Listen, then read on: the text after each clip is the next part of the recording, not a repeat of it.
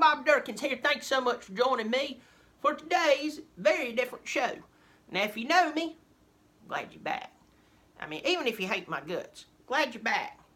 Normally talk about my college football, but recently my wife, the love of my life, Bonnie Dirkens, has been telling me about this Game of Thrones show. I mean, she just won't stop. She talks about during football games, which, I mean, I'm basically in a coma at that point.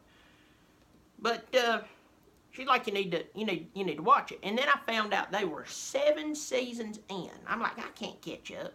Fortunately, it took the creators of that show about 10 years between season 7 and season 8. So I figured I can catch up, and I did. So I just figured I'd talk about it. Now, before I go any farther, you know me now. Hit the subscribe button, turn on notifications. Lord will bless you. He'll be good to you. And it'll be a good time. Anyway, so I can sit here and talk about all these different names. All these different people. I can talk about the Magic Midget. You know, he was in the Elf as well.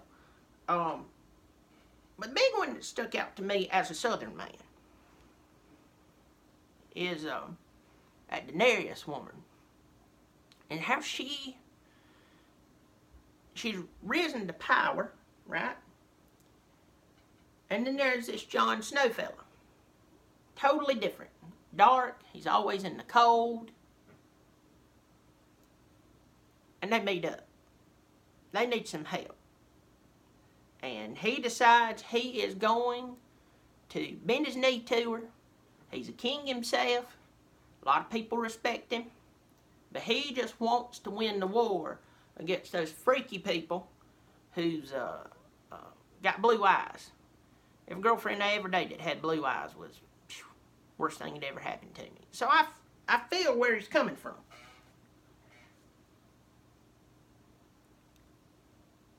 So he and this woman, they start liking each other a lot.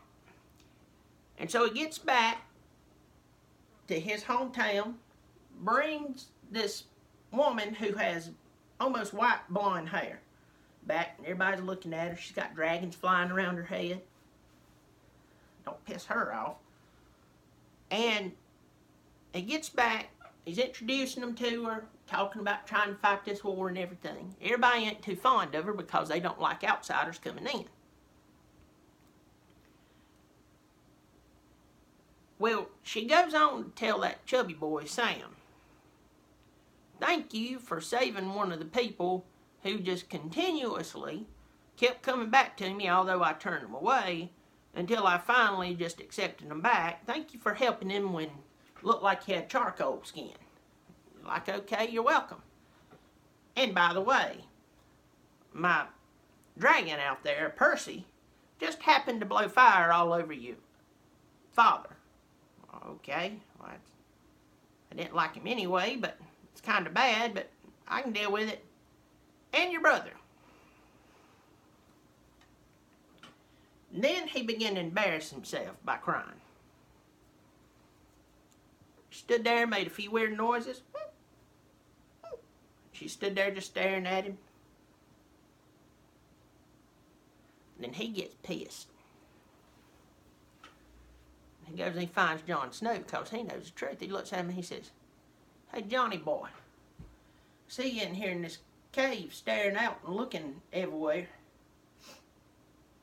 You and I need to have a chat about that woman you brought around. And he looks at me and goes, talking about Daenerys, which, by the way, sounds like somebody who's been real promiscuous.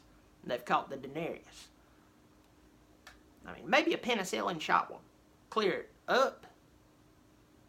Not proven in all cases. But anyway, Sam, he says, you know that blonde-headed woman you been tongue-kissing with?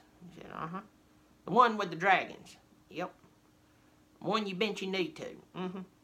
The one, basically, you gave her the title to the car to. Mm-hmm. Yeah, that's your aunt.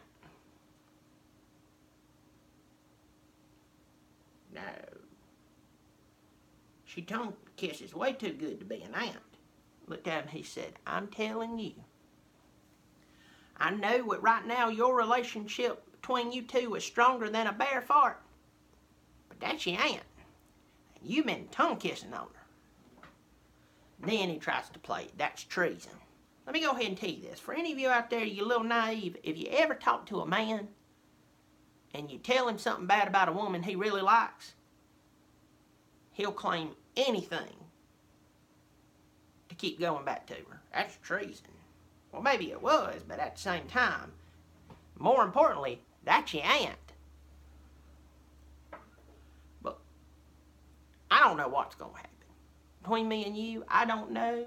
None of y'all know what's going to happen either. There's some of you sitting there going, well, you just don't know. You don't know.